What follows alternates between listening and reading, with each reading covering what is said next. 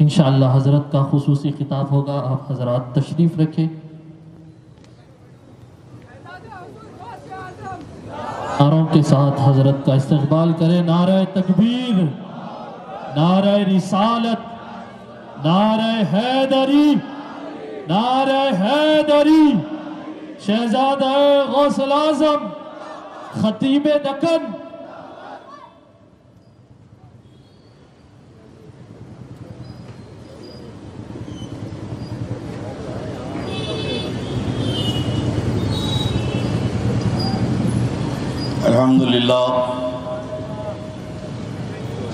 الحمدللہ الذی کفا وسلام علی عبادہ الذین اصطفیٰ،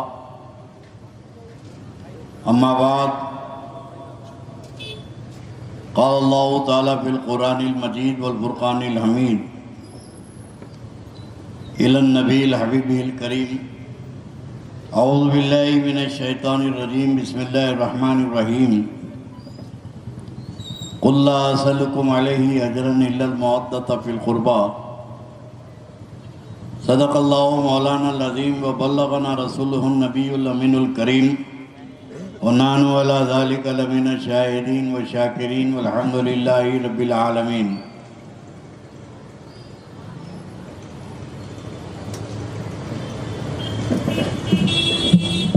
اے کربلا کی خاک، تو اس احسان کو نہ بھول، اے کربلا کی خاک، تو اس احسان کو نہ بھول، تڑپی ہے تجھ پہ لاش جگر گوشہ بطول، اسلام کے لہو سے تیری پیاس بجھ گئی، اسلام کے لہو سے تیری پیاس بجھ گئی، اور سیراب کر گیا تجھے خون رگ رسول، سیراب کر گیا تجھے خون رگ رسول۔ بارگاہ رسالت و آل رسالت میں جذب عقیدت کے ساتھ بآواز بلند درود شریف کا نذرانہ پیش فرمائیں۔ اللہم صلی علی سیدنا محمد وعلی آل محمد وبارک وسلم، صلاۃ و سلام علیک یا رسول اللہ، صلاۃ و سلام علیک یا حبیب اللہ۔ برادران ملت اسلامیہ، وابستگان دامان اہل بیت، عاشقان امام حسن و حسین،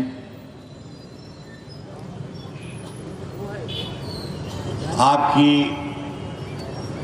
خدمت میں کچھ عرض کرنے سے پہلے میں سمجھتا ہوں کہ الحمدللہ تقریباً 9 ساڑھے 9 بجے سے یہ جلسہ چل رہا ہے، اور واقعی آپ کے عشق و محبت کی داد دینی پڑتی ہے۔ خدا کی قسم، کربلا میں اگر ہم ہوتے تو 72 نہیں ہوتے، امام حسین کے ساتھ یہ سارے غلام بھی ساتھ رہتے۔ کیا کریں کہ اس دور میں ہم پیدا ہوئے، ورنہ ہم اپنی قربانیاں دے کے سرکار امام حسین کو بتا دیتے کہ امام، ہم بھی آپ پہ قربان ہونے کے لیے تیار ہیں، کل بھی تیار تھے، آج بھی نام حسین پہ قربان ہونے کے لیے آج بھی تیار ہیں۔ جذبہ حسینی نہ کل ختم ہوا تھا نہ آج ختم ہوگا۔ میرے دوستوں، کچھ جنگیں ایسی ہوتی ہیں جو جیتی جاتی ہیں۔ کربلا کا معرکہ وہ ہے کہ یزید جیت کر ہارا اور امام حسین ہار کر جیتے۔ یہ حسین کی جیتی تو ہے کہ یہ یزید کے ہمنوا جو کونے کچڑے میں بیٹھ کر کچھ فضائل یزید بیان کرنے کی کوشش کرتے ہیں، ان کی آج تک جرت نہیں ہے کہ ممبر پر آ کر کوئی فضائل یزید بیان کرے۔ یہ میرے امام حسین کی کامیابی ہے قیامت تک کے لیے کہ 1400 سال سے ذکر حسین کے ڈنکے بج رہے ہیں، اور قیامت تک بجیں گے، اور جنت میں بھی یہی بجتے رہیں گے۔ سبحان اللہ، سبحان اللہ۔ جنت تو حسین کی جاگیر ہے۔ یہ خوش عقیدگی کی بات نہیں کر رہا ہوں میں، یہ حیدرآباد میں جاگیردارانہ نظام تھا، والد صاحب کا انتقال ہوا، نواب صاحب کا تو جاگیر بیٹوں کو ملتی تھی، محلے والوں کو نہیں ملتی تھی۔ نواب کی جاگیر ان کے ورثاء میں تقسیم ہوتی تھی۔ اب حدیث رسول سنو، میرے آقا علیہ السلام فرماتے ہیں کہ اے علی، جنت کے ایک کنارے سے دوسرے کنارے تک تیری جاگیر ہے۔ اے علی، جنت کا ایک کنارے سے دوسرے کنارے تک اللہ نے تیری جاگیر کر دی ہے۔ اب ظاہر ہے کہ جو جاگیر علی کی ہے اس کے وارث حسن و حسین ہی تو ہیں۔ سبحان اللہ۔ عظمت اہل بیت، مقام اہل بیت، اس کو سمجھنا ہو تو آپ اپنی زبان سے مت سمجھیں، اپنی فکر اور اپنے عقیدے سے نہ سمجھیں۔ عظمت اہل بیت سمجھنا ہو تو صحابہ کے عقیدے سے سمجھیں۔ آج کل بہت زیادہ عوام الناس میں ایک نعرہ دیا جاتا ہے، اسوہ صحابہ، صحابہ کے طریقے پہ عمل کرو، صحابہ کے طریقے پہ عمل کرو۔ تو ان نادانوں سے کہتا ہوں کہ صحابہ کے طریقے پہ نہیں، صحابہ کے عقیدے پہ عمل کرو۔ واہ سبحان اللہ۔ طریقہ تو خود بخود آ جائے گا، اصل ہے بنیاد عقیدہ۔ اور آج کی اس محفل میں ہم عقیدہ صحابہ تلاش کریں گے کہ صحابہ کے نزدیک مقام اہل بیت کیا تھا۔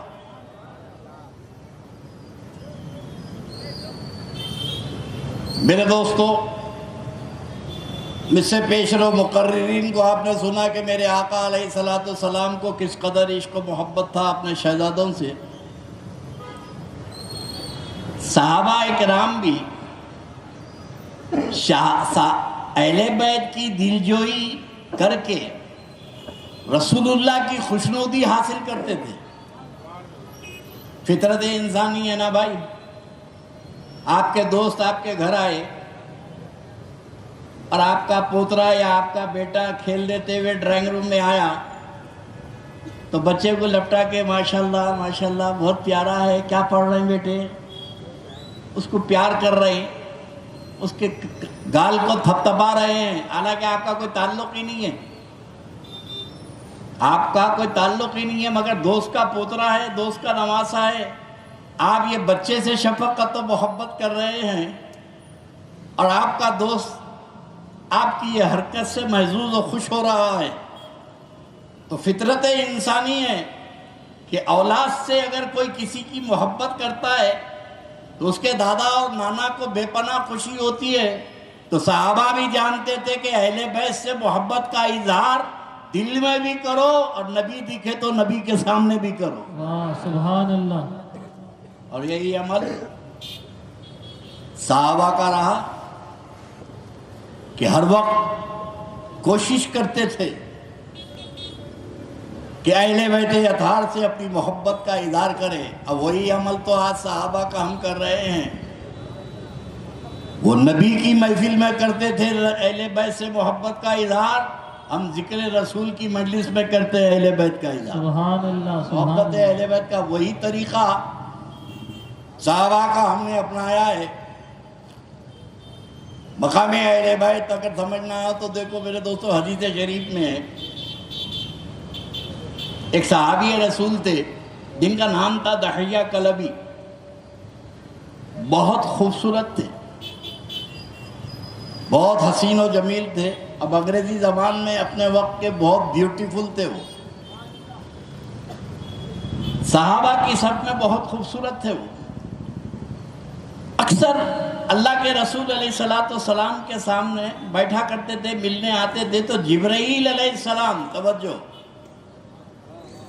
جبرائیل علیہ السلام جب انسان کی شکل میں، کس کی بولیے، ڈریے مت، انسان کی شکل میں کون آتے تھے؟ جبرائیل۔ اور جبرائیل کی حقیقت نور ہے، جبرائیل نورانی مخلوق ہے۔ جبرائیل جب حضرت دحیہ کلبی کی شکل میں آتے اور اللہ کے رسول کے سامنے بیٹھے رہتے بات کرتے ہوئے تو دوسرے صحابہ کی جماعت سمجھتی تھی کہ یہ ہمارے بھائی داہیہ کلبی ہے. اللہ کے نبی جانتے ہیں کہ یہ داہیہ کلبی نہیں، یہ تو جبرائیل امین ہے. بولے یہاں عقیدہ اہل سنت آپ کو بتا دوں، ہمارا عقیدہ یہ ہے کہ نبی بشر ہیں، لباس بشر ہے، لباس بشر ہے، اور لباس سے حقیقت نہیں بدلتی. جبرائیل کی حقیقت نور ہے، لباس بشر میں آئے. انسان کی، بخاری کی حدیث ہے، انسان کی شکل میں آئے. تو یہ انسان کی شکل میں جو جبرائیل امین آئے تو ان کی حقیقت بدلی؟ بولو یہ بشر بن گئے؟ نہیں، لباس بشر تھا. جبرائیل کی حقیقت نور ہے. تو یہ بدعقیدہ اہل حدیث سے ہم کہتے ہیں کہ ارے نادانو، جب جبرائیل لباس بشریت میں آنے کے بعد اب جبرائیل کی حقیقت نہیں بدلی تو میرے آقا کی حقیقت نور ہے، لباس بشریت میں آنے سے میرے نبی کی حقیقت کا بدل جائے. سبحان اللہ سبحان اللہ. نعرہ رسالت، نعرہ رسالت. اب عظمت امام حسین اور امام حسن دیکھیے کہ حضرت جبرائیل علیہ السلام اکثر داہیہ کلبی کی صورت میں حضور کے سامنے بیٹھے رہتے تھے. ایک بار اللہ کے نبی علیہ السلام سے بات چیت کرتے ہوئے حضرت بیٹھے ہیں داہیہ کلبی، جبرائیل علیہ السلام اندر سے امام حسن و امام حسین دوڑے دوڑے آئے اور جبرائیل علیہ السلام کے گود میں بیٹھ گئے. اور تھوڑی دیر کے بعد دونوں شہزادے اٹھے اور جبرائیل علیہ السلام کے جیب میں ہاتھ ڈال کے، کوئی ادھر جیب میں ہاتھ ڈال رہے ہیں، کوئی کپڑے کے ادھر جیب میں ہاتھ ڈال رہے ہیں اور تلاش کر رہے ہیں. جبرائیل حیران ہو کے کبھی شہزادوں کو دیکھتے ہیں، کبھی اللہ کے رسول کی صورت کو دیکھتے ہیں کہ یہ شہزادے میرے پاس تلاش کیا کر رہے ہیں. تو میرے آقا علیہ السلام نے فرمایا جبرائیل میرے بچے تم کو داہیہ کلبی سمجھ رہے ہیں. جب میرے صحابی مجھ سے ملنے کے لیے آتے ہیں تو میرے بچوں کے لیے پھل لے کر آتے ہیں، کھجور لے کر آتے ہیں. اب بہت دیر سے تم نے کچھ نہیں دیا تو تمہارے جیب میں تلاش کر رہے ہیں. حدیث پاک میں ہے کہ جبرائیل علیہ السلام اس کے بعد جب کبھی لباس بشریت میں وہ صحابی کی شکل میں آئے تو خالی ہاتھ نہیں آئے، جنت سے میوہ لے کر آئے. سبحان اللہ سبحان اللہ. جنت کے پھل لے کر آئے. اب اندازہ لگاؤ، سارے مومن اگر مغفرت ہو گئی، جنت میں جانے کا حکم ہوا تو جنت میں جانے کے بعد جنت کا پھل کھائیں گے. قیامت تک کا اصول ہے کہ جانے کے بعد جنت میں جنت کا پھل ملے گا. مگر یہ نبی کے شہزادے ہیں کہ دنیا میں بیٹھے ہیں جنت کے پھل کھا رہے ہیں. سبحان اللہ سبحان اللہ. آل محمد آل محمد. یہ مقام اہل بیت ہے.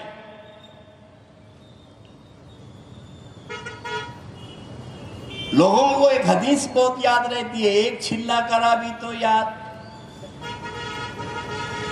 40 دن کے چھلے والے کو بھی یاد ہے، 2 مہینے کے چھلے والے کو. اب آج کل تو یہ بپا والوں کو بھی بہت یاد ہے. بپا بھی بہت بیان کر رہے ہیں.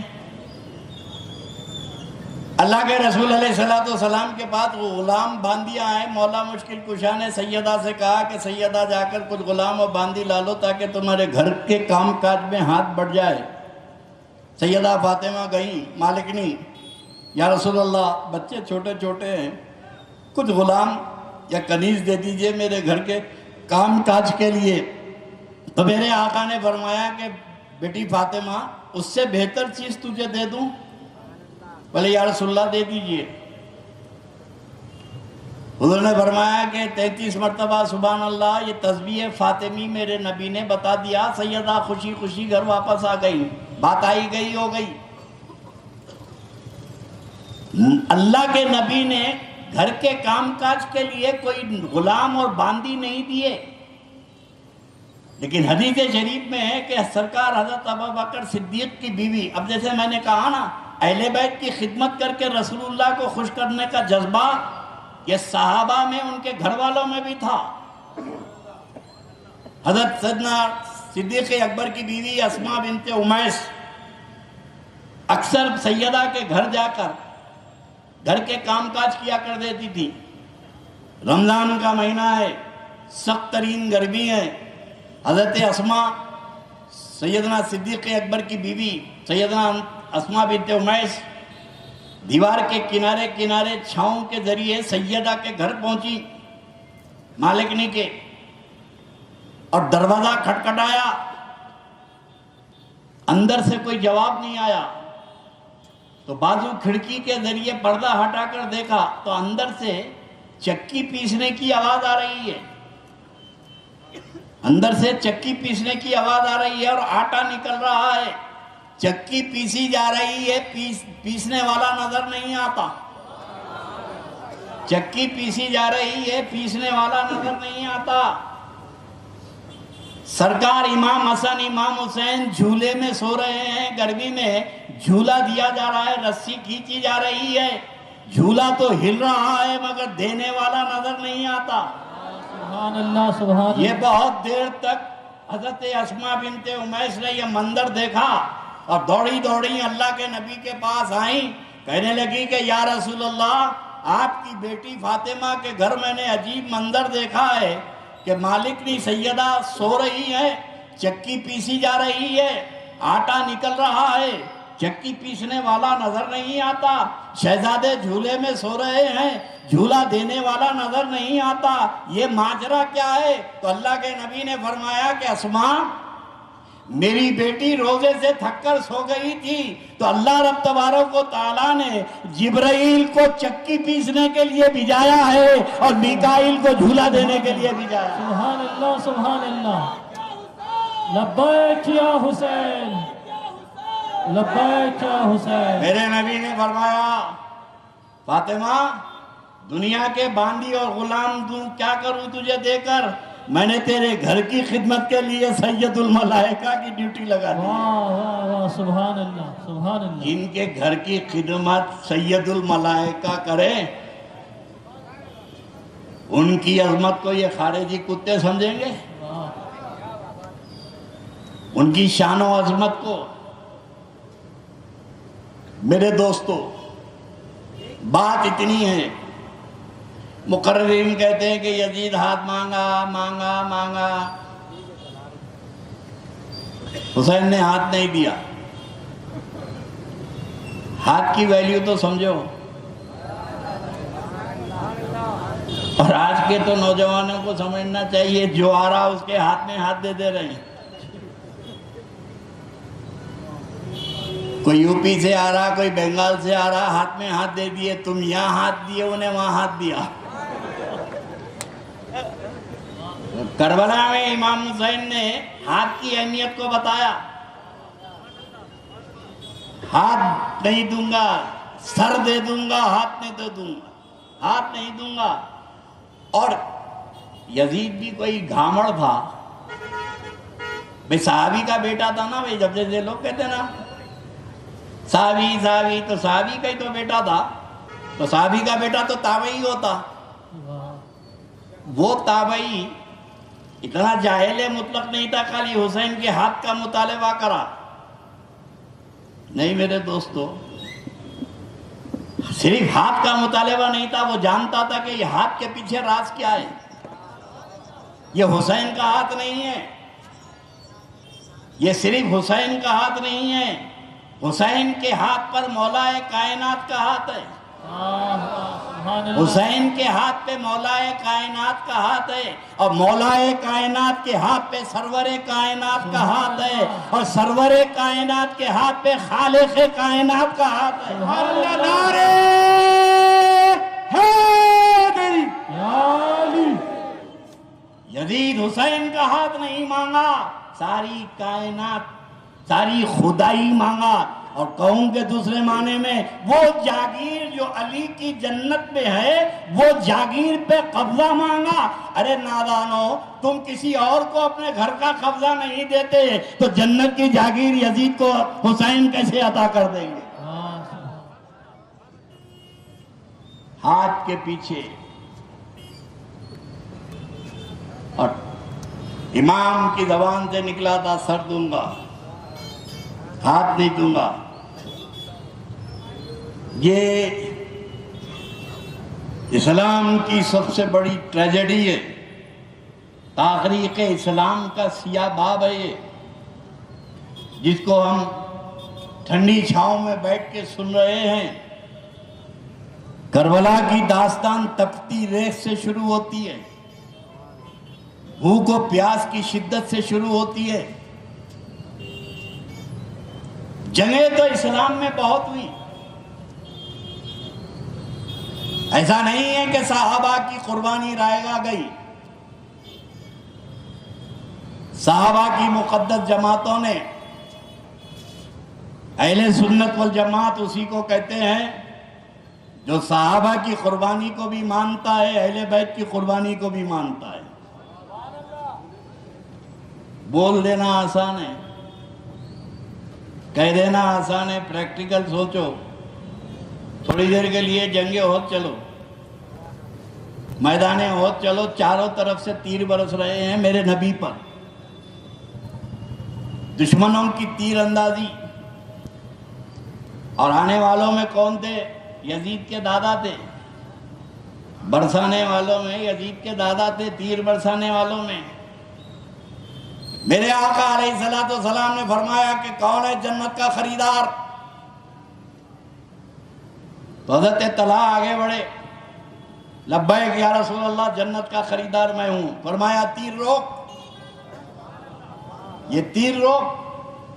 تو حضرت طلحہ میرے آقا کے سامنے آ کے سینہ سپر کھڑے ہو گئے.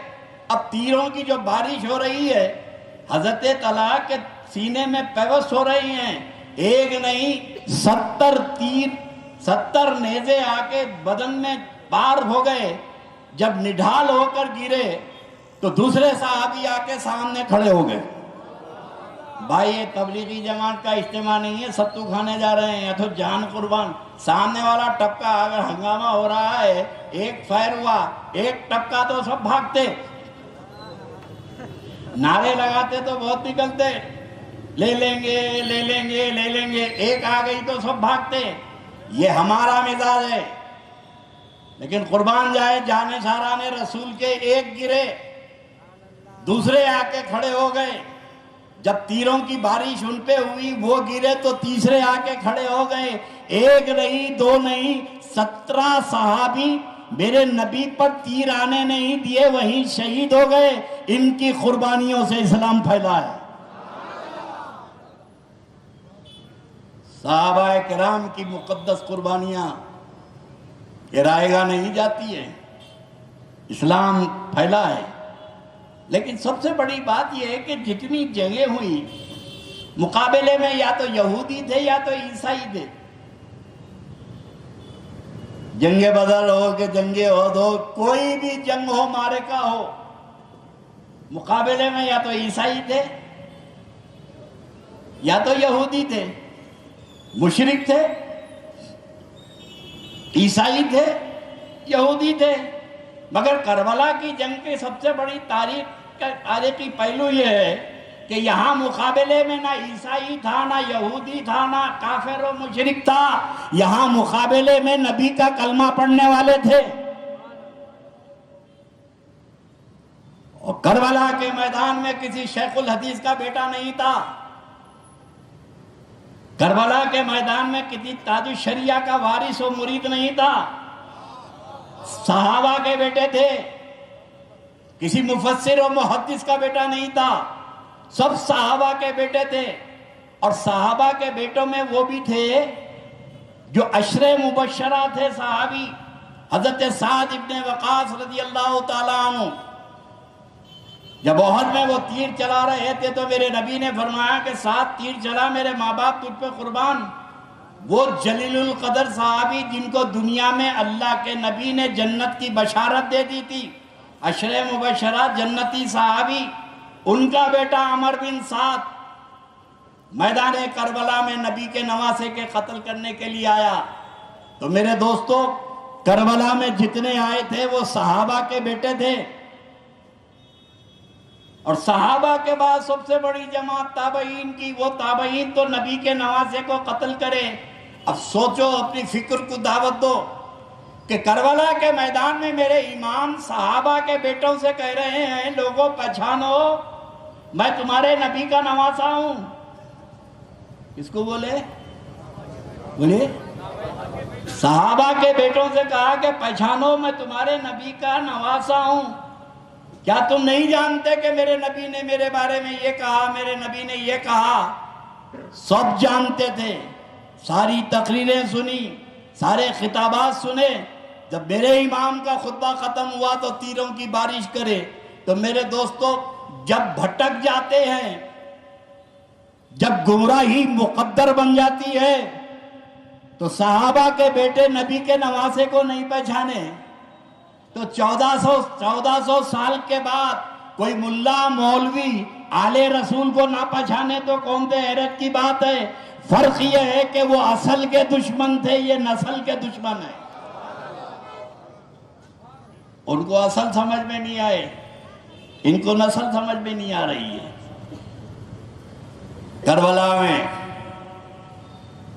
میرے امام رہتی دنیا تک ایک مزاج پیش کیے کہ لوگوں، ہاتھ دینے سے پہلے دیکھو کہ کس کے ہاتھ میں ہاتھ دے رہے ہیں۔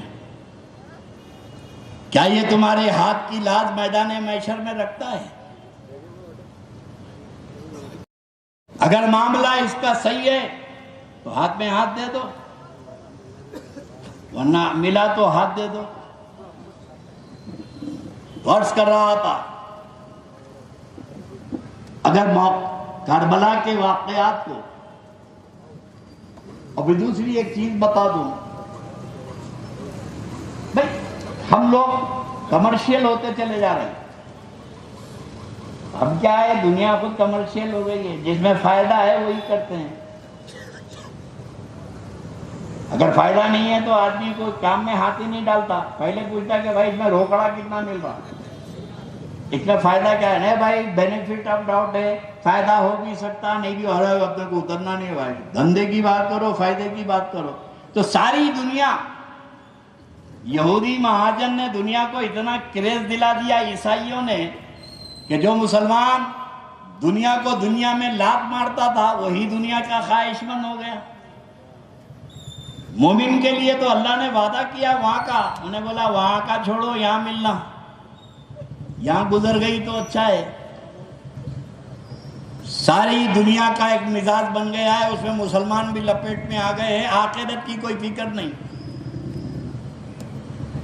شراب کا کاروبار کریں گے، سود کا کاروبار کریں گے، مگر عمرے کو حج کو برابر جائیں گے۔ بیاج کا کاروبار ہے، سود کا کاروبار ہے۔ ابھی امام حسین گئے کہے کے لیے تھے، شریعت تو بچانے گئے تھے نا۔ اب اگر ذکر حسین تم سن کر اپنی زندگی میں تبدیلی نہیں لائے،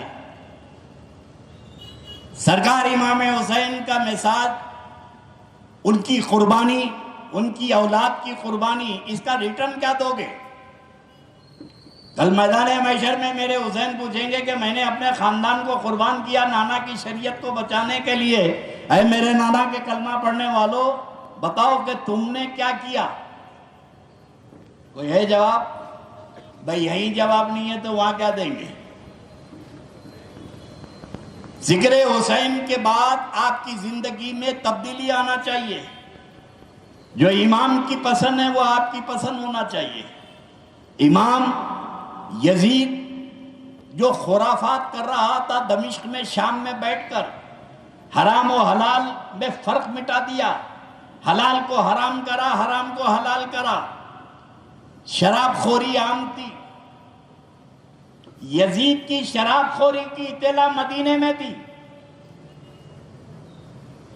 مدینہ شریف میں 1800 کلومیٹر ملک شام سے یزید کی شراب خوری، اس کی عیاشی، اس کی زناکاری کی اطلاع مدینے کے صحابہ کو تھے۔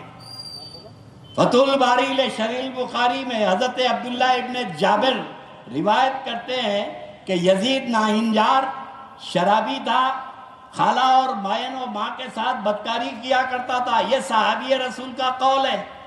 تو جب مدینے میں یہ چرچا عام تھا تو ملک شام میں نہیں معلوم تھا؟ اچھا نہیں معلوم تھا، بابا کو نہیں معلوم تھا بیٹا کیا کر رہا؟ بھائی بابا کو تو مدینے کی فکر رہتی تھی، مصر کی فکر رہتی تھی، مکے کی فکر رہتی تھی، گھر کی اطلاع نہیں تھی بیٹا کیا کر رہا ہے۔ یہ ناہنجار بیٹا کس کی بیعت لینے گئے تھے؟ یہ شرابی کبابی کی، یہ حرام خور کی۔ امام حسین امام عالی مقام علیہ السلام نے دیکھا کہ یہ شریعت کو پامال کر رہا ہے، شریعت کو مٹا رہا ہے، تو حسین کا اقدام شریعت مصطفیٰ کے تحفظ کے لیے تھا، دین پاک مصطفیٰ کی حفاظت کے لیے تھا۔ جب تک کہ امام قربانی نہیں دیتے یزید کے عزائم کو ختم نہیں کر سکتے تھے۔ اب میرے دوستو وہاں تو یزید کے عزائم کو ختم کرتی ہے، مگر یزیدیت ہر دور میں رہی، کچھ عقیدے کے اعتبار سے رہی، کوئی عمل کے اعتبار سے رہی۔ الحمدللہ ہم عقیدے کے اعتبار سے یزیدیت کو ٹھوکر مارتے ہیں، لیکن عملی میدان میں کہیں نہ کہیں یزید کو فالو کر رہے ہیں۔ عملی میدان میں ہم کہیں نہ کہیں یزید کے فالوور ہیں۔ وہ مسلمان جو شراب کی تجارت کرتا ہے، داڑھی رکھ کے شراب پیتا ہے، یزید پہ تو لعنت کرتا ہے، مگر عمل وہی کرتا ہے جو یزید کو پسند تھا۔ اگر کوئی متقی اور تقوی کا بازار گرم کر کے سود اور فائنانس کا کاروبار کر رہا ہے، بیاج کا کاروبار کر رہا ہے، اور نمازوں کا بڑا پابند ہے، مسجد کو آ رہا ہے، مگر بیاج کا کاروبار ہے، اور اتنے کمینے ہوتے یہ بیاج خور۔ ایک بیاج خور کو میں نے ملک پیٹ میں دیکھا ہے، مسجد میں پوچھ رہا کیا بھائی اصل بھی غیب وہ بھی غیب، سلام پھر کے پوچھ رہا، اب مسجد کا معتمد ہے۔ اتنی ڈھٹائی کہ سود خوری کا یہ عالم ہے کہ ڈنکے کی چوٹ سود کھا رہے ہیں اور فیملی کو عمرے پہ لے جا رہے ہیں، حج کو لے جا رہے ہیں۔ تو عقیدے کے اعتبار سے یہ یزیدی تو نہیں ہوئے، لیکن عملی اعتبار سے یزید کے کردار کو یہ اپنا رہے ہیں۔ امام عالی مقام کا یہ میسج سننے والوں کے اندر تبدیلی آنا چاہیے۔ اور میں تو دیکھ رہا ہوں بہت ساری تبدیلی آ گئی۔ میرے بچپن میں دیکھتا تھا کہ اہل سنت والجماعت کے مسلمان بڑی عقیدت سے بی بی کا عالم دیکھنے جاتے تھے اور استقبال کرتے تھے۔ اب جو بدتمیز ہیں تو ہر جماعت میں ہے نا بھائی، لیکن کچھ ایسے سنجیدہ فکر کے تھے کہ بی بی عالم، بی بی کا عالم، اور ہم خود آگے یہاں پر استقبال کریں اپنے بڑوں کے ساتھ۔ بی بی کے علم کا استقبال کرتے تھے، عقیدت سے کھڑے رہتے تھے، مگر جب سے یہ خارجی ذہن زکوٰۃ و فطرے کی ٹیم پیدا ہوئی، ان لوگوں نے دیکھا کہ اہل بیت سے دور کرنے کا طریقہ یہ ہے کہ اہل بیت کے علم سے، ان کی نشانیوں سے دور کر دو۔ سوال یہ پیدا ہوتا ہے کہ آپ نے یہ علم کو شیعوں کی جاگیر بنا دی۔ شیعہ کرتے وہ کیا بات ہے شیعہ کرتے کہ شیعہ امام حسن امام حسین پہ شیعوں کی جاگیر ہے؟ خدا کی قسم اگر وہ شیعہ حضرات امام حسن امام حسین کی محبت کا نعرہ لگاتے ہیں تو ہم سنی بھی انہی کی محبت کا نعرہ لگاتے ہیں۔ سبحان اللہ، یا حسین یا حسین لبیک یا اگر حسین۔ شیعہ حضرات کے بعد امام حسن امام حسین ایمان کا جز ہیں تو اہل سنت والجماعت کے بعد عین ایمان ہے۔ سبحان اللہ سبحان اللہ۔ ان کو مانا تو مومن، نہیں مانا تو کافر۔ یہ تو ہمارا عقیدہ اور ایمان ہے، یہ کسی کی اجارہ داری نہیں ہے۔ دلی کے ایک مشاعرے میں کنور سنگھ بیدی کیا نام تھا؟ کنور سنگھ بیدی سردار جی شاعر ہیں، دلی کے ایک مشاعرے میں سارے مسلمانوں کو چپ کر دیا انہوں نے۔ ایک نعتیہ شعر پڑھے، وہ بولے کہ عشق ہو جائے کسی سے تو کوئی چارہ تو نہیں، عشق ہو جائے کسی سے کوئی چارہ تو نہیں، صرف مسلم کا محمد پہ اجارہ تو نہیں، جو مسلمان ٹھیکیدار بنے بیٹھے ہوئے نام محمد کے، ہم ہی ہیں، ارے تم بھی نہیں ہے، ہم کو بھی محمد عربی سے محبت ہے. تو کسی کی ٹھیکیداری نہیں ہے امام حسن امام حسین. اور پھر ایک بات بتاؤ پریکٹیکلی طور پر، اب کسی مولوی مفتی سے جا کے پوچھو آپ حضرت بی بی کا عالم دیکھنا چاہیے، نہیں. کیوں؟ شیعوں کا ہے. اس میں شیعہ سنی کہاں سے آ گئے یار علم میں؟ بازو جھنڈا ہے نا غوث پاک کا، اردو میں جھنڈا، عربی میں علم. سبحان اللہ سبحان اللہ سبحان اللہ سبحان اللہ. زندہ باد زندہ باد. نعرہ رسالت، یا رسول اللہ، نعرہ حیدری، یا علی، شہزادہ حضور غوث العظم، زندہ باد تاجدار اہل سنت. زندہ باد. میں آپ کو فکر دے رہا ہوں، یہ علم ہے. ہاں. اور یہ علم اس لیے ہے کہ میرے پیر نے فرمایا، غوث العظم کا ارشاد ہے، اور عاشقان نے دکن کے مسلمانوں کا، سنیوں کا ہے، ہمارے حضرت بڑا کام کرے سنیت کا. اب بتاؤ ایک جگہ جھنڈا ہے کیا؟ میں تو پڑھ کے آیا ہوں بریلی میں، کہیں شمالی ہند میں غوث اعظم کا کوئی جھنڈا ہے تو بتاؤ. ارے سنیت ہم کو کیا بتاتے ہو؟ سنیت دیکھنا ہو تو سرزمین دکن چلے آؤ. سبحان اللہ. نعرہ غوث، یا غوث، شہزادہ حضور غوث العظم. زندہ باد زندہ باد. میرے پیر غوث العظم نے فرمایا تھا کہ انا الجیلی محی الدین اسمی وعلامی علی راس الجبالی. میرا نام محی الدین ہے اور میں جیلان کا رہنے والا ہوں. میرے نام کے علم جھنڈے تم کو جھاڑوں پر اور پہاڑوں پہ نظر آئیں گے. تو غوث اعظم نے بغداد میں بولا تھا، علماء نے غوث اعظم نے پہاڑوں سے لے کے جھاڑوں پہ جھنڈا لگوا دیا. سبحان اللہ سبحان اللہ. یا غوث زندہ اب میں باد. آپ کو ایک فکر دے رہا ہوں بھائی، اگر یہ جھنڈا غوث اعظم کا جلوس کا جا رہا، کوئی مفتی صاحب سے جا کے پوچھئے کہ غوث پاک کا جو علم جاتا ہے اس میں شریک ہونا چاہیے، تو مفتی صاحب بولتے ہاں ضرور جانا چاہیے، بڑے پیر کا ہے، نشان مبارک ہے، علم ہے. کائے کے لیے بولتے 11ویں کا کھانا ملتا نا. اگر یہ بولے بڑے پیر کے جھنڈے کی زیارت نہیں کرنا چاہیے تو ان کو 11ویں میں بلانا چھوڑ دیتے لوگ. تو پیٹ کی خاطر بولتے ضرور جانا چاہیے. میرے دوستو یہ بتاؤ کہ اگر علم کی زیارت کرنا، علم بٹھانا، علم لے کے چلنا، ابھی کالی کمان سے جو غوث پاک کا نشان نکلتا ہے ہزاروں آدمی شریک ہوتے ہیں.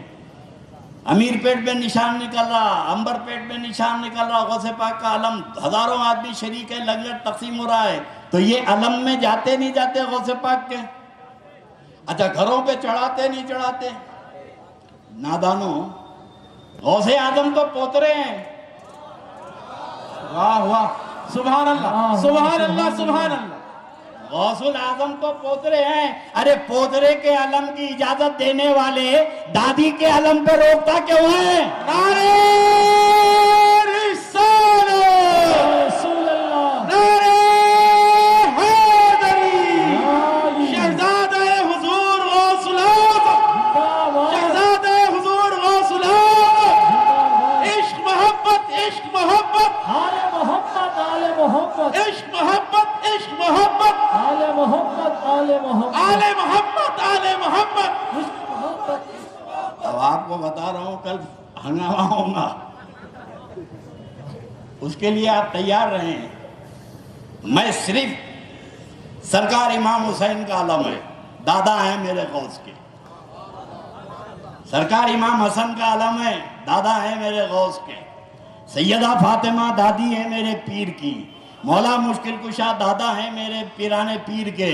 تو میرے دوستو جو پوتروں کا علم لے کے ہم لگا لیتے ہیں تو دادا کے علم پہ کیوں گفتگو ہو رہی ہے؟ لیکن اگر فرض کرو کچھ لوگوں کے خرافات اس میں شامل ہو گئے، بی بی کے علم کے ساتھ ہر آدمی اپنے عقیدے کے مطابق چلتا ہے. اگر شیعہ کمیونٹی اپنے عقیدے کے مطابق چل رہی ہے تو یہ ان کا اختیار ہے، وہ اپنے عشق و محبت کا اظہار کر رہے ہیں جس انداز سے کر رہے ہیں. الگ بات ہے کہ آپ کا عقیدہ اس سے ٹیلی کرتا نہیں کرتا یہ مطلب نہیں ہے. جانے والا تو عشق و محبت پہ وہ بھی جا رہا ہے. وہ اپنے انداز میں بی بی کے علم کے ساتھ جائیں اور سیدہ فاطمہ کے غلام عقیدت و محبت کے ساتھ اپنے انداز سے جائیں. سبحان اللہ سبحان اللہ. یہ بی بی کا علم خدا کی قسم حیدرآباد کی شان تھی. مجھے یاد ہے کہ ہمارے بچپنے میں بی بی کا علم نکلتا تھا علاوے سے چادر گھاٹ تک چلنے کی جگہ نہیں رہتی تھی. لیکن جب سے یہ زکوٰۃ فطرے کی ٹیم پیدا ہوئی نہیں جانا نہیں جانا نہیں جانا تو یہ ایک سازش ہے, ایجنڈا ہے.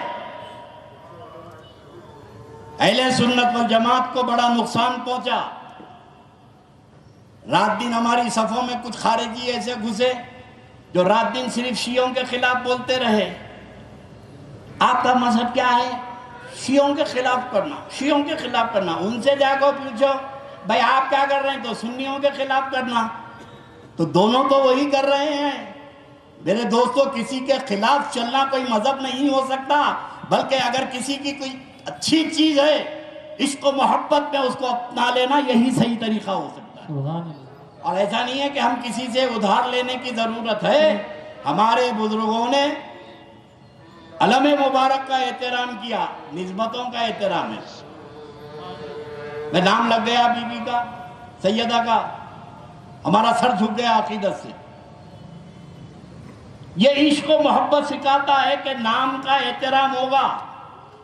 اور فقہائے کرام نے لکھا ہے کہ چلے جو بنتے ہیں نا, یہ چلے, محبوب سبحانی کا چلہ, یہ محبوب سبحانی کا چلہ, فقہائے کرام سے جا کے پوچھئے مفتی صاحب سے نظامیہ کے یہ چلہ توڑنا چاہیے, تو مفتی صاحب یہی جواب دیں گے کہ جہاں محبوب سبحانی کا چلہ بن گیا اس کو توڑنے کی شرعاً اجازت نہیں ہے. کیوں؟ اس لیے کہ وہ ہو یا نہ ہو مگر نام غوث پاک لگ چکا ہے. سبحان اللہ سبحان اللہ. یہ فقہائے کرام کا مسئلہ ہے. میرے دوستو, خلیفہ ہارون رشید کے زمانے میں عشق و محبت دلیل نہیں مانگتی. محبت تو وہی ہے جو بغیر دلیل کے ہو. سبحان اللہ. یہ سودے باز ہیں, ہم کو دلیل ہونا دلیل ہونا دلیل ہونا. اور جتنے میرے نبی کے سامنے دلیل مانگے ذلیل ہوئے, جتنے رسول اللہ سے دلیل مانگے ذلیل ہوئے. ہم دلیل مانگ کے ذلیل نہیں ہوتے, ہم تو بلا دلیل کے مانتے ہیں.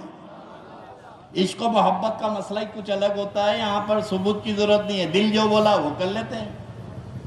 عاشقوں کا مذہب اور ہے, حاسدوں کا مذہب اور ہے. ہم تو عاشقین ہیں, اندر کی جو آواز آئی وہی کر لیتے ہیں. خلیفہ ہارون رشید کے زمانے میں ایک صاحب کو پیسوں کی ضرورت تھی. بادشاہ وقت کو خط لکھے میرے پاس رسول اللہ کی چپل ہے, نالین شریف, آپ کو تحفے میں دینا چاہتا ہوں. ہارون رشید نے کہا میری سلطنت میں غوث اعظم کی نالین ہے اور میں زیارت نہیں کرا. وزیر اعظم کو بلایا, مفتی اعظم کو بلایا, بولا بھئی یہ خط آیا ہے رسول اللہ کی نالین ہے. تو مفتی اعظم نے کہا کہ ہم کو اس کی کوئی اطلاع نہیں ہے. آپ کی سلطنت میں بغداد میں حضور کی نالین ہے, ہمیں اس کی اطلاع نہیں ہے. مگر یہ صاحب نے تو خط لکھا ہے اور تحفے میں دینا چاہتے ہیں. وہ صاحب کو ہارون رشید نے کہا کہ میں آپ کو وقت مقرر کروں گا, آپ کا جو وقت مقرر ہے اس وقت پر لے کے آنا نالین. ہارون رشید نے پورے محل کو سجایا, عطر پاشی کی, خوشبو لگوایا, پورے ادانوں میں خوشبو جلایا. ان کو بولا کہ آج بعد نماز ظہر وہ لے کر آئیے. وہ صاحب صندوق سر پہ لگ کے آئے تو خلیفہ ہارون رشید باب الداخلے پہ قلعے کے باہر, محل کے باہر وہ صندوق کا استقبال کیا, سر پہ رکھا, خاندان کے ساتھ عمرہ, روسا, وزیر اعظم سب تھے. سر پہ رکھ کے لایا, ایک تخت پہ رکھا اور کھولا, صندوق کھولا تو نیو برانڈ چپل, نئی چپل. ہارون رشید نے دیکھا, اس چپل کو اٹھایا, اپنے آنکھوں سے لگایا, چوما, سر پہ رکھا اور درباریوں کو زیارت کرایا. اب وزیر اعظم چپل کو دیکھے, یوں دیکھ کے بادشاہ نے چوما ہے تو کس کی ہمت ہے نہیں چومنے کی, انہوں بھی چومے. جیسے ہارون رشید ہٹا تو بازو والے کو بولے مفتی اعظم بھی چومے، سارا دربار چوما۔ ہارون رشید نے وہ چپل کو سر پہ رکھا، صندوق میں رکھ کے کہا کہ یہ صاحب کو 1000 اشرفی نظر پیش کی جائے اور اس کو شاہی خزانے میں محفوظ کر دیا جائے۔ جب دربار خالی ہوا تو وزیر اعظم نے کہا کہ امیر المومنین جان کی پناہ چاہوں تو کچھ عرض کروں۔ بولو بولو کیا بات ہے؟ بولے یہ رسول اللہ کی نالین نہیں ہے، یہ رسول اللہ کی چپل نہیں ہے۔ سرکار رسول اللہ کے زمانے میں ہمارے زمانے میں 400-450 سال کا فرق ہے، اور یہ چپل پہ تو 4 گھنٹے بھی نہیں گزرے۔ بازار سے خریدا، ڈبے میں لایا، لا کے چپکا دیا۔ اب اپنی زبان میں بولتے نا چورنا لگانا، یہ لا کے دے دیا۔ اگر آپ اجازت دو تو جس موچی کے پاس سے یہ لایا ہے اس کو ابھی برآمد کر لوں۔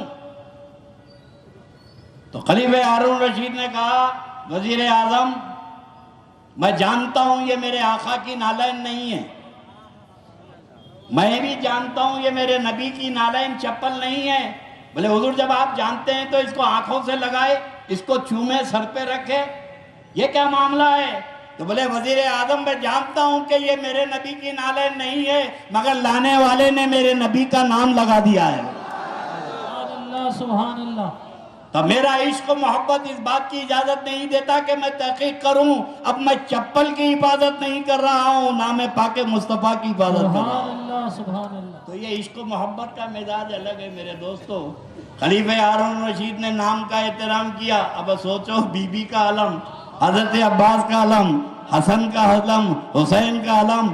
اب کوئی کسی کا کوئی عقیدہ ہونے دو، مگر لے جانے والوں نے تو ہمارے آقاؤں کا نام لگا دیا ہے۔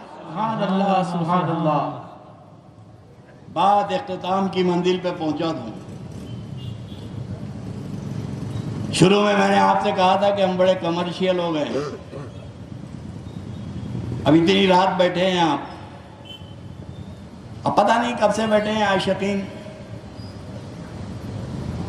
ریٹرن بھی تو معلوم ہونا نا۔ بھئی آپ آئے، کھڑے رہے، بیٹھے، کھڑے رہ کے سن رہے، آپ کو فائدہ کیا ہے؟ خالی سن لے کے چلے گئے۔ آپ کے عشق و محبت کا ریٹرن کیا ہے؟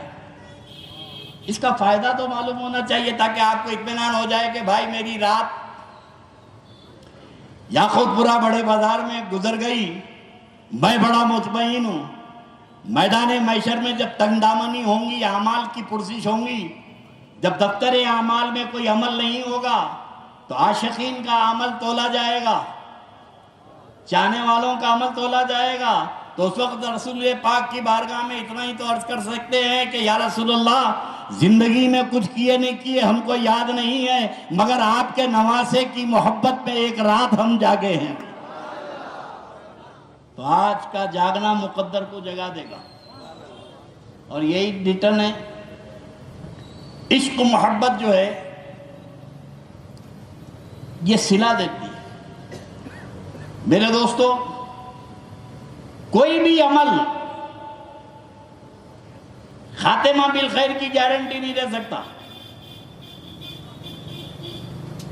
اکثر آپ دیکھے ہوں گے بڑے بڑے 5-5 6-6 مرتبہ حج کو گئے ہیں، بہت بڑے مولانا کا انتقال ہوا، میں گیا تو حضرت فرما رہے ہیں حضرت دعا فرمائیے خاتمہ بالخیر ہونا۔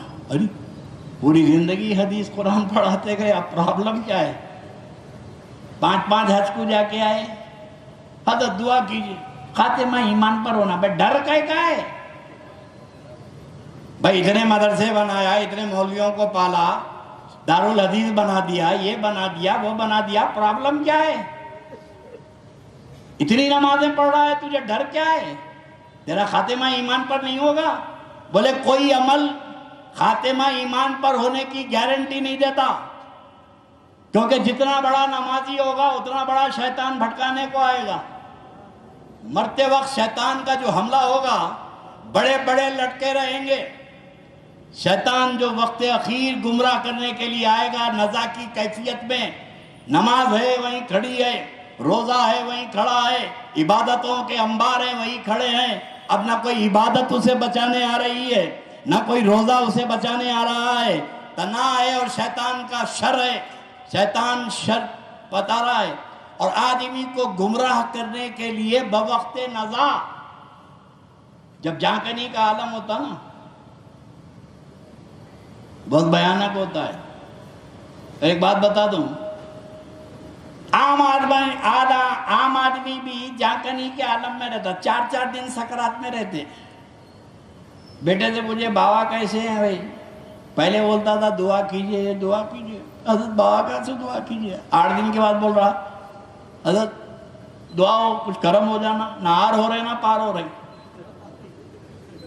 8 دن لڑ گئے تو بیٹے کی حالت خراب ہو گئی. اب ٹپکے تو دوسرے کام کرنا نا. عام آدمی کو بھی سکرات ہوتی ہے, 8 دن سکرات میں پڑے رہتا ہے, نہ جان نکلتی ہے نہ روح نکلتی ہے, وہ تڑپ رہا ہے. اللہ کے ولیوں کو بھی سکرات ہوتی ہے, اللہ کے ولیوں کو بھی سکرات. کئی ایسے ولی ہیں جو 8 دن تک سکرات میں تھے, تو دونوں کی سکرات میں فرق کیا ہے؟ 2 جملوں میں اپنی بات بیچ میں آ گئی تو تم کو بتا دوں. عام آدمی اس کی روح لطیف ہے, ہر ایک کی روح لطیف ہے. گناہوں کی وجہ سے اس نے روح کو کمزور بنا دیا. انسان کا جسم کثیف اور روح لطیف. اب عام آدمی کی روح چھوڑنا چاہ رہی, جسم پکڑ لیا, جانے نہیں دے رہا.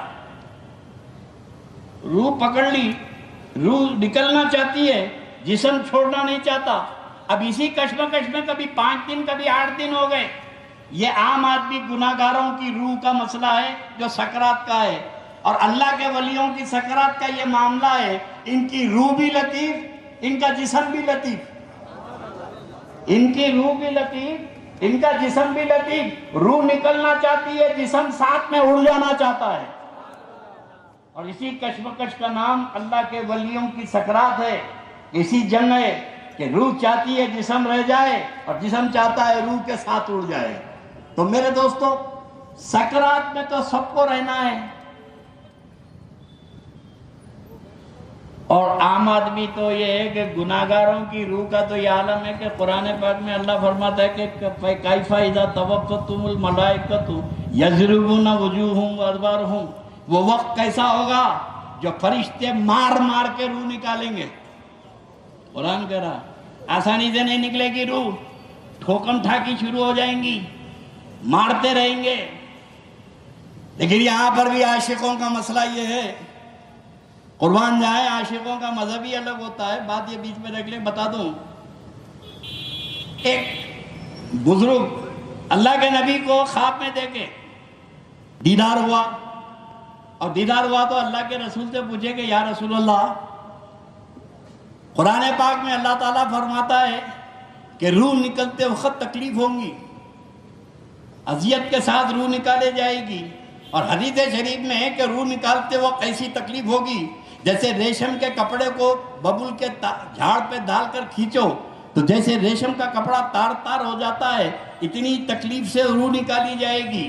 7 سمندر کا پانی بھی اگر دے دو تو مرنے والے کی پیاس نہیں بجھے گی, ایسی تکلیف ہوگی روح نکلتے وقت. یا رسول اللہ, قرآن کہتا ہے روح نکلتے وقت تکلیف ہوگی, اور آپ فرماتے ہیں کہ مومن کی روح ایسے نکل جائے گی جیسے مسکے میں سے بال نکل جاتا ہے.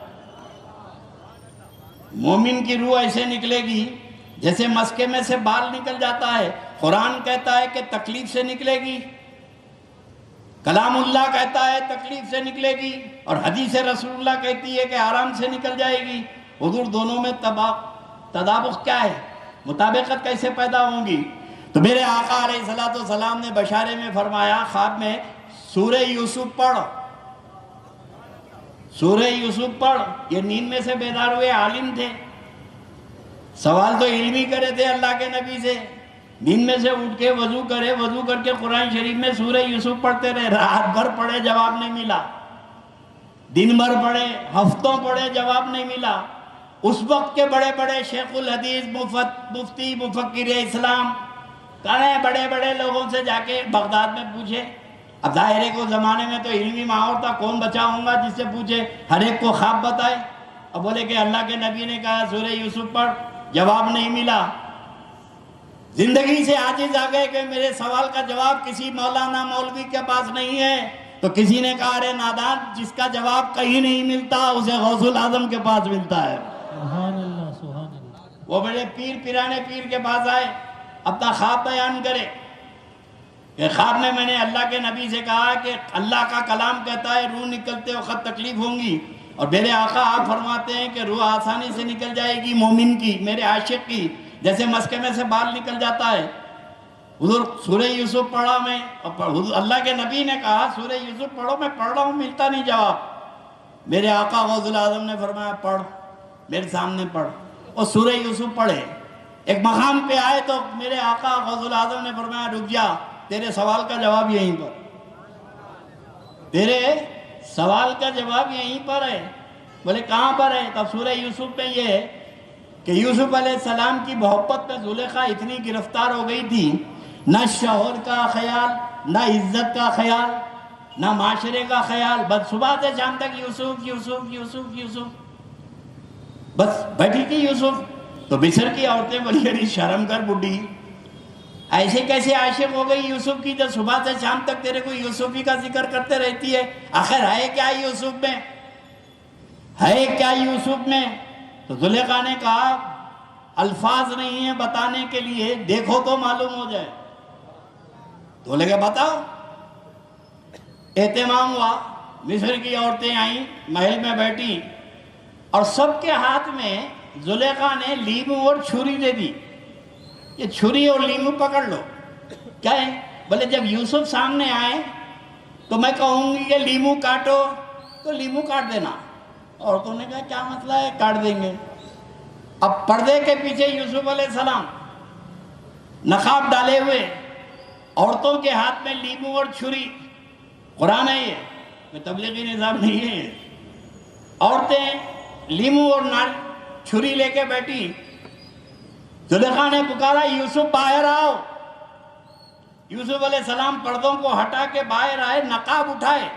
جیسے ہی حضرت یوسف نے نقاب اٹھایا تو حسن یوسف کو دیکھ کر مصر کی عورتوں کی آنکھیں پھٹی کی پھٹی رہ گئی اور منہ کھلا کا کھلا رہ گیا۔ اسی اثنا میں دوران میں زلیخا نے کہا لیمو کاٹو۔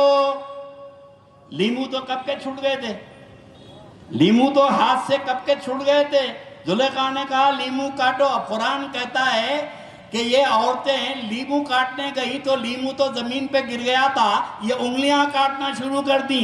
ایک ایک کر کے پوری عورتوں نے چاروں انگلیاں کاٹ ڈالی اور یوسف کو دیکھتے رہی۔ میرے پیر نے کہا یہی معاملہ ہے، یہی معاملہ ہے۔ مصر کی عورتوں کی انگلیاں کٹ گئیں، درد کا احساس نہیں ہوا، کیونکہ حسن یوسف میں وہ کشش تھی، وہ جاذبیت تھی کہ کسی کو تکلیف کا احساس نہیں ہوا۔ حسن یوسف کا جب یہ عالم ہے تو جب میرے آقا مرتے وقت غلاموں کو دیدار کرائیں گے۔ سبحان اللہ، نعرہ رسالت، نعرہ رسالت، شہزادہ حضور غوث الثقلین۔ میرے نبی جب مرتے وقت اپنے عاشقوں کو دیدار کرائیں گے تو فرشتے آئیں گے تکلیف دینے کے لیے۔ یہ عشق رسول میں، حسن رسول میں اتنا کھو جائے گا کہ فرشتے کام کر کے چلے جائیں گے، عاشق کو پتہ بھی نہیں چلے گا۔ سبحان اللہ۔ اس لیے مومن عشق رسول میں جیتا ہے، عشق رسول میں مرتا ہے۔ یہ تو میرے نبی کے حسن کا کمال ہے، مگر ہم غلاموں کے لیے میرے آقا نے بڑی خوشخبری سنائی۔ آج کی تقریر کا خلاصہ اور آج کی بیٹھک کا ریٹرن کمرشیل ہو نا، اب یہاں چاہیے وہاں چاہیے، بولو بھائی، بہت کم لوگ بول رہے ہیں۔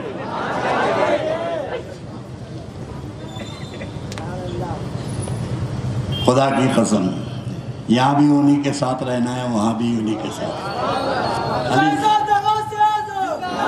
خالی جذبہ ہونا چاہیے۔ اور میدان محشر میں تو کئی علم رہیں گے، کہاں کہاں بھاگیں گے یہ لوگ۔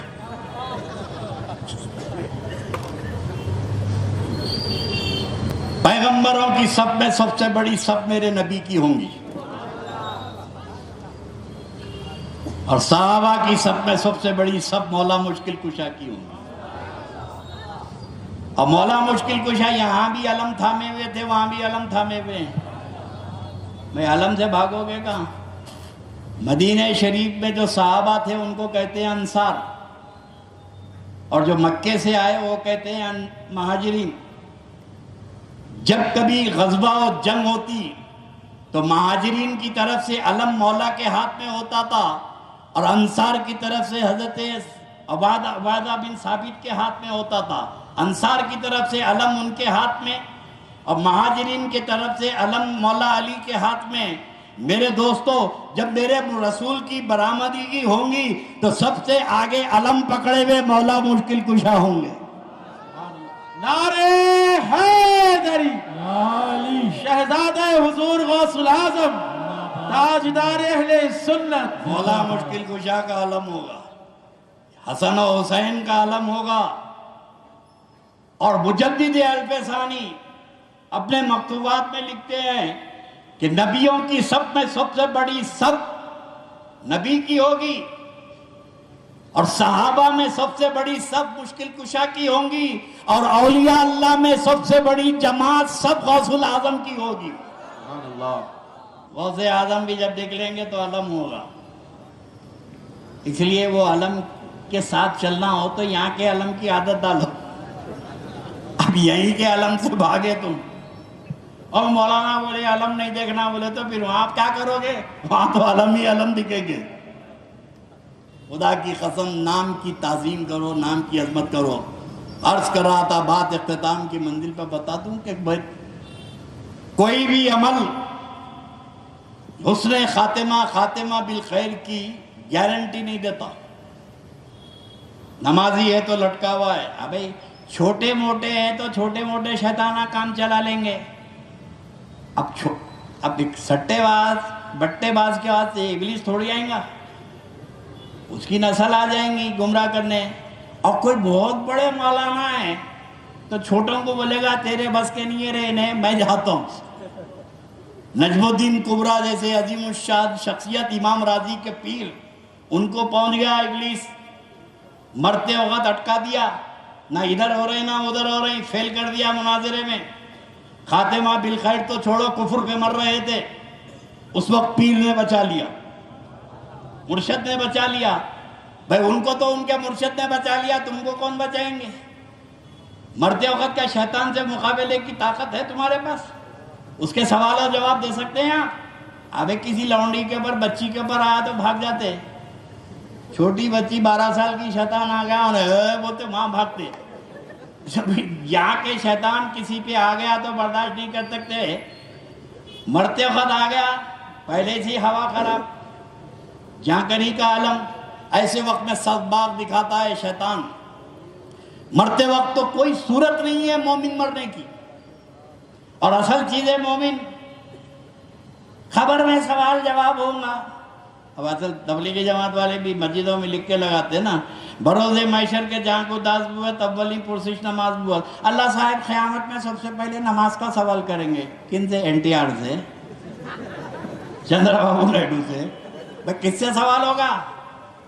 نماز کا سوال کہ جگن موہن سے ہوگا، KCR سے ہوگا؟ نماز کا سوال مومن سے ہوگا، اور مومن سے سوال اس وقت ہوگا جب مومن مرے گا۔ واہ، سبحان اللہ، سبحان اللہ، سبحان مومن سے اللہ۔ سوال اس وقت ہوگا جب مومن مرے گا۔ جب مرتے وقت ہی مومن نہیں مرے گا تو نماز کا سوال کہاں ہوگا؟ فرشتے قبر میں آ کے سوال و جواب کہاں کریں گے؟ ان کا ہی کینڈیڈیٹ ہے، پوچھنے کا کیا تعلق ہے؟ نہ سوال کا جواب دیا نہ کچھ دیا، ٹپک گیا تو سیدھا تو انہیں جا رہا جہنم میں۔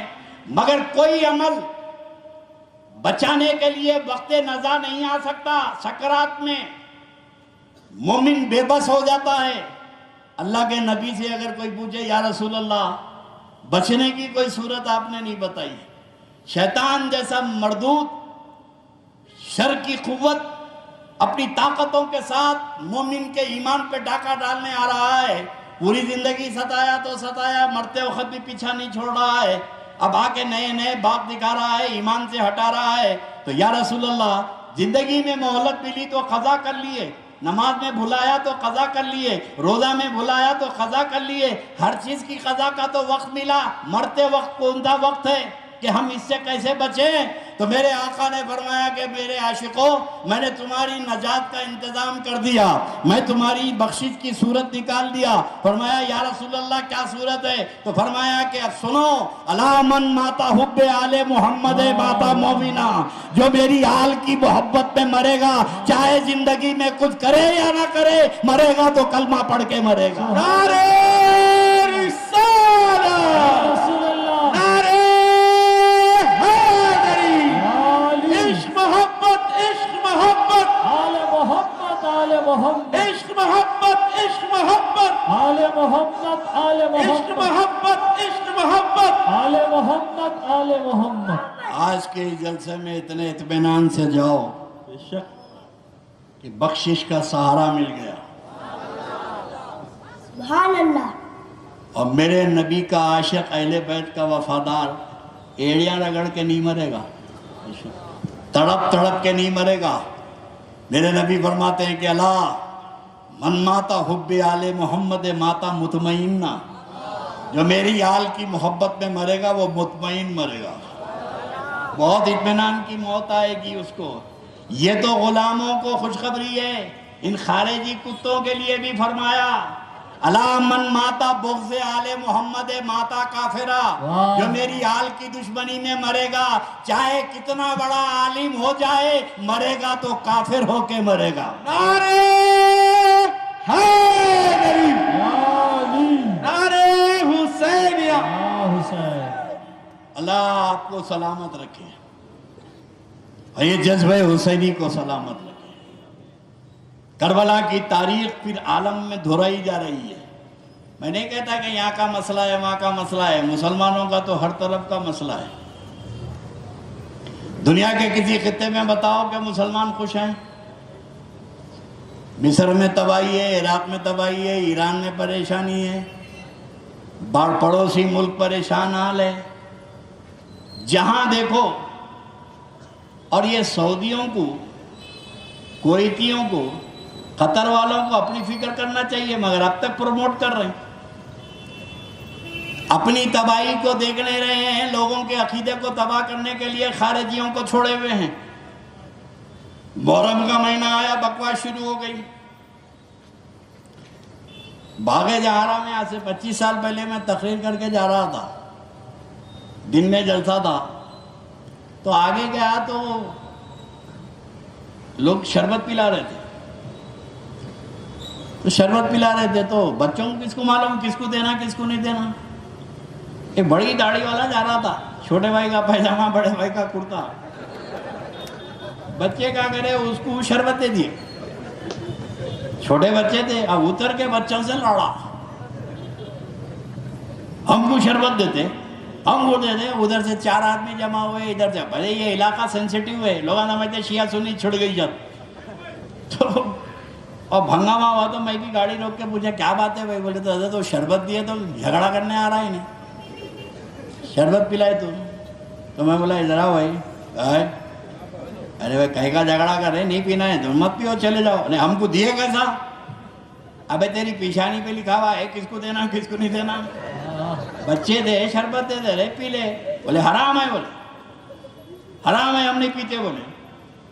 اب میں بھی گاڑی سے اتر گیا، نہیں پیتا تیری مرضی ہے بھائی، شکر کا پیشنٹ ہوں گا، ڈائبیٹکس ہوں گا، اب حرام بولے تو بولا بھائی اب یہاں تو اپنے کو اترنا ہی ہے۔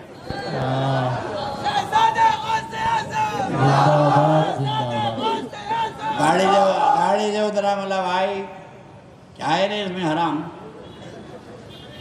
دودھ ہے، بادام ہے، شکر ہے، پانی ہے، روح افزا ہے، کون سی چیز حرام ہے رے؟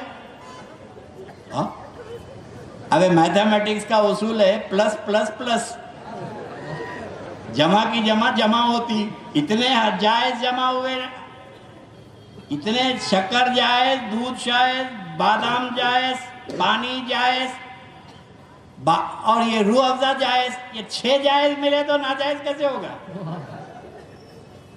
کامن سینس بھی نہیں مانتی۔ تو بولے مولانا آپ کو معلوم ہے ہم لوگ کیوں حرام بولتے ہیں؟ بولا ہاں بتاؤ بھائی کیوں بولتے ہیں؟ غیر اللہ کا نام لگ گیا تو اس لیے حرام ہے۔ اچھا تو غیر اللہ کا نام لگ گیا تو چیز حرام ہو جاتی، ہمارے پاس غیر اللہ کا نام لگ جانے سے حرام ہو جاتی ہے. بولا تیرے بابا کا نام کیا ہے؟ واہ تیرے بابا کا نام کیا ہے؟ بولے میرے بابا کا نام عبد الرحمن ہے. بولا نام لگ گیا نا, تو بھی حرامی ہوگا کیا؟ نام تو لگ گیا نا. نام لگ جانے سے کوئی چیز کیسے حرام ہو جائے گی یارو؟ اور بڑی پریشانی ہو رہی. کرنول والے تنگا بھدرا کا پانی پیتے, وجے واڑا والے کرشنا کا پانی پیتے, بنارس والے گنگا کا پانی پیتے, انہوں جمنا کا پانی پی رہے ہیں, کوئی تاپتی کا, کوئی کون سی ندیوں کا پانی پی رہے ہیں, گوداوری کا, اس کا. اور یہ سارے ندیاں ہندو دیوی دیوتاؤں کے نام سے, سارے ندیاں ہندو دیوی دیوتاؤں کے نام سے ہیں. کیا یہ کرشنا کا پانی حرام ہو جائے گا؟ گوداوری کا پانی حرام ہو جائے گا؟ سرسوتی کا پانی حرام ہو جائے گا؟ گنگا کا پانی حرام ہو جائے گا؟ ارے عقل کے اندھو, جب ہندو دیوی دیوتاؤں کا نام لگنے سے دریا کا پانی حرام نہیں ہوتا تو نبی کے نواسے کا نام لگنے سے شربت کیسے حرام ہو جائے گا؟ نعرہ رسالت, یا رسول اللہ, نعرہ رسالت, یا رسول اللہ, تاجدار اہل سنت, زندہ باد, شہزادہ حضور غوث العظم. زندہ باد, زندہ باد. اپنی صفوں میں خارجیت کو روکو. اس دور کا سب سے بڑا فتنہ خارجی فتنہ ہے. میں انشاءاللہ پھر کبھی موقع ملے گا تو خارجیت کے چہرے سے نقاب. اور میں ہمارے شیعہ حضرات سے, ذاکرین سے میرا ادباً معروضہ ہے. ایسا نہیں ہے کہ ہم کوئی کلین ہیں, نہیں. ہماری صفوں میں بھی بہت سارے خارجی گھس گئے ہیں, اور آپ کی صفوں میں بھی بہت سارے وسیم رضوی گھس گئے ہیں. بے شک بے شک, آپ کی صفوں میں بھی بہت سارے وسیم رضوی آ گئے ہیں جو ہندوستان کے شیعہ سنی اتحاد کو پارا پارا کرنا چاہتے ہیں. یہ اپنے امام باڑوں میں ہیں, ہم اپنے جلسوں میں مصروف ہیں. نہ ان سے ہمارا لینا دینا شیعوں سے, نہ شیعوں کا ہمارے سے لینا دینا. مگر یہ سعودی عرب اور قطر و بحرین, یہ کویت مل کر شیعہ سنی محاذ کو گرم کرنا چاہتے ہیں. میں ذاکرین سے مطالبہ کرتا ہوں, اپنی صفوں کے غداروں کو آپ سنبھالو, ہماری صفوں کے غداروں کو ہم سنبھالیں. نعرہ رسالت, نعرہ حیدری, نعرہ غوث, تاجدار اہل سنت, زندہ باد, حضور شہزادہ غوث العظم, زندہ باد, حضور جانشین غوث العظم. زندہ باد. آج ہندوستان میں جتنے اتحاد و اتفاق کی ضرورت ہے, اس سے پہلے کبھی نہیں تھی. اب یہ ایک دوسرے کے خلاف نہ زور آزما رہیں گے, صفارائی کریں گے تو خدا کی قسم مٹا دیے جاؤ گے, تمہارا نام نشان نہیں رہے گا. اپنی صفوں میں اتحاد پیش کرو, متحد ہو جاؤ. کسی اور کے نام پہ اتحاد ہو یا نہ ہو, حسن و حسین کے نام پر متحد ہو جاؤ. اور یہی اتحاد تمہارا یہاں بھی کام آئے گا, اور یہی اتحاد تمہارا میدان محشر میں بھی کام آئے گا. وآخر دعوانا الحمدللہ رب العالمین.